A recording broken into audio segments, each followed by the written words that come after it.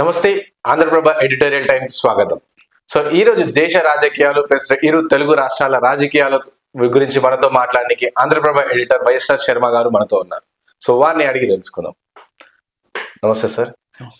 Sir ముందుగా చెప్పండి, దేశ రాజకీయాల పైన వెళ్దాం. ఏదైతే రీసెంట్ గా మనం చూసినాం, నరేంద్ర మోదీ లక్షద్వీప్ ఐలాండ్ కి వెళ్ళి అండ్ విజిటింగ్ చేయడం జరిగింది. సో దానిపైన మాల్దీవ్స్ తో మనకి చిన్న సైజ్ వార్ అనేది జరుగుతుంది. సో ఎలా చూడొచ్చు సార్ దీన్ని? ఇది యాక్చువల్లీ దీన్ని మనం ఒక చిన్న సైజు వార్ అనే కన్నా కూడా ఒక దౌత్యపరమైన ఘర్షణ, ఒక చిన్నపాటి ఘర్షణ. అది కూడా ఈ మాల్దీవుల్లో కొత్త ప్రభుత్వం వచ్చిన తర్వాత ఇది ఊహించింది ఒక రకంగా. ఎందుకంటే మాల్దీవుల్లో ఈ Muizzu government, president Muizzu government వచ్చిన తర్వాత ఏంటంటే వాళ్ళు అసలు ఎన్నికల్లోనే వాళ్ళ ఎన్నికల ప్రచారమే ఇండియా అవుట్ అనే ఒక క్యాంపెయిన్ తో, నినాదంతో వాళ్ళు ప్రచారం చేశారు. సో ఆయన ముఖ్యంగా మొదటి నుంచి కూడా చైనాకి సపోర్టివ్ గా, చైనాకి పాజిటివ్ గా ఉన్నారు. ఇది ఊహించిన పరిణామమే. ఊహించినట్టే ఆయన అధికారంలోకి వచ్చిన తర్వాత చైనా వైపు మొగ్గుతూ ఉన్నారు.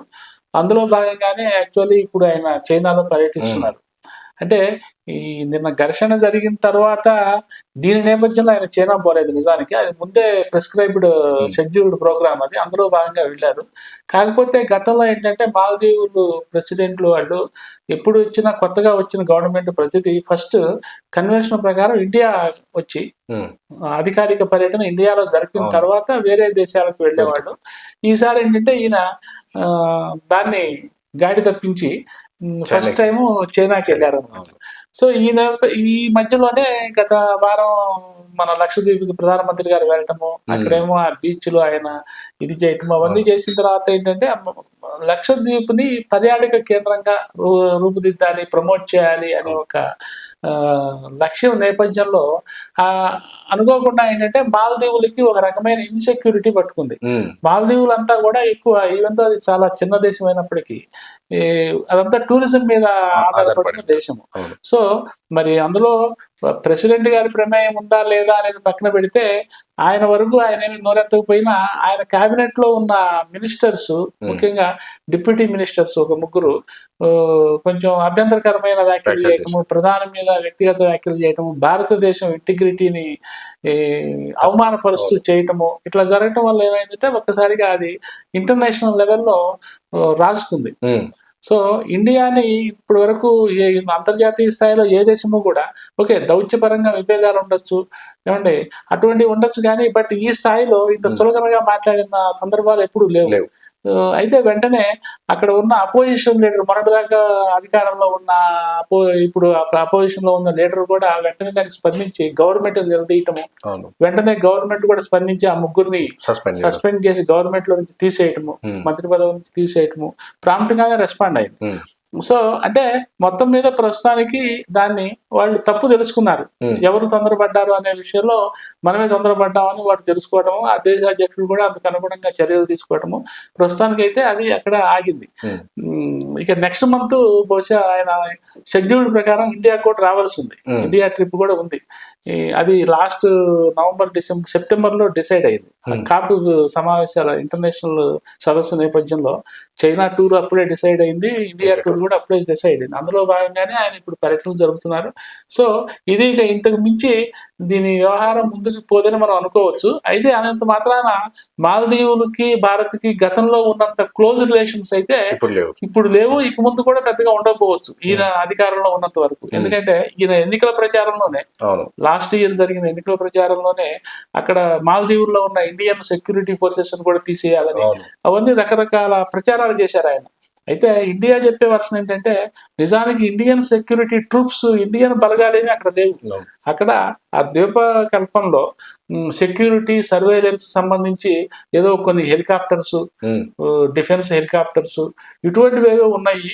సో అవి తప్ప ఇతరత్ర వాళ్ళు అంటున్నట్టుగా ఇండియన్ ఫోర్సెస్ వెళ్ళి అక్కడేమి తిష్టేసింది లేదు. అయితే అవన్నీ కూడా ఒక కామన్, ఆ సౌత్ ఏషియాలో, ఆ హిందూ మహాసముద్రంలో సెక్యూరిటీ సర్వేలెన్స్ సంబంధించి అన్ని దేశాలు పంచుకున్నట్టే ఇండియా వైపు నుంచి కూడా కొంత బలగం అక్కడ కాపుగాస్తూ ఉంటుంది. అది కూడా హెల్త్ మెడికల్ పరంగా అండ్ సెక్యూరిటీ పరంగా అది వాళ్ళకి సాయం చేయటము, ఎవరికైనా సాయం చేయటం అనే ఉద్దేశంతో. సో ఈయన ఏం చేశారంటే అసలు వాటిని కూడా వెనక్కి తీసేసుకోమని అడుగుతున్నారు. ఇటువంటివి కొంచెం డిఫరెన్సెస్ ఉన్నాయి తప్ప ఇతరత్ర పెద్దగా ఒక యుద్ధ వాతావరణం లాంటిది అటువంటివేమి అసలు ఆ మాటకు వస్తే యుద్ధం విషయంలో భారత్కి మాల్దీవులకి ఏమాత్రం సరైన జోడీ కూడా కాదు, ప్రత్యర్థుల జోడీ కూడా కాదు. కొన్ని గతంలో అసలు ఎప్పుడు మిత్రదేశంగా ఉండేది ముఖ్యంగా మాల్దీవులు, కానీ ఈసారి మాత్రం అటువంటి రిలేషన్ అయితే లేదు, స్ట్రెయిన్ అయి ఉన్నాయి.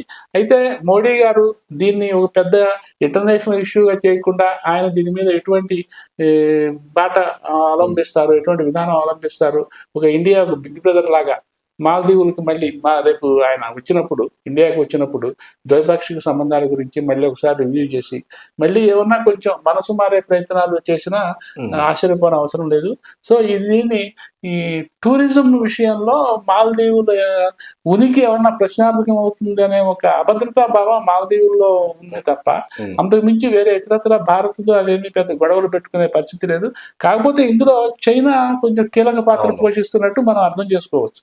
ఎందుకంటే చైనా ఇండియా మధ్య మళ్ళీ వ్యాపార లావాదేవీల పరంగా మళ్ళీ అంతర్జాతీయ లెవెల్లో ఉండే విభేదాలు వీటన్నిటి దృష్ట్యా ఏంటంటే చైనా భారత్కి మిత్రదేశంగా ఏం లేదు, సన్నిహిత దేశంగా అయితే లేదు. కానీ మాల్దీవుల్ని దాన్ని మాల్దీవులకి ఎరవేస్తూ మాల్దీవుల్లో అది కొన్ని ద్వీపాలని దాదాపు ఒక 13-15 ద్వీపాలను లీజుకు తీసుకుంది. సో అక్కడ దాని వ్యాపార కార్యకలాపాలు, వాణిజ్య కార్యకలాపాలు చేస్తున్నది. మొత్తం మీద మాల్దీవులకి వాణిజ్య పరంగా కూడా సహాయం చేస్తూ, ఇతరత్ర సహాయం చేస్తూ కొంచెం భారత్తో దీన్ని కొంచెం దూరం పెంచే కార్యక్రమాలు అయితే చైనా చేస్తున్నది. ఎందుకంటే గతంలో నేపాల్తోనూ అండ్ శ్రీలంకతోనూ అదే చేసింది. ఇప్పుడు మాల్దీవుల విషయంలో కూడా అదే చేస్తున్నట్టు మనకి అర్థమవుతున్నది. ఇంతే తప్ప ఇదంతా చైనా ప్రొవకేషన్ తప్ప ఇతరత్ర దీన్ని పెద్దగా మనం అంతర్జాతీయ ఒక వివాదం లాగా మనం పరిగణించాల్సిన అవసరం అయితే కనపట్లేదు.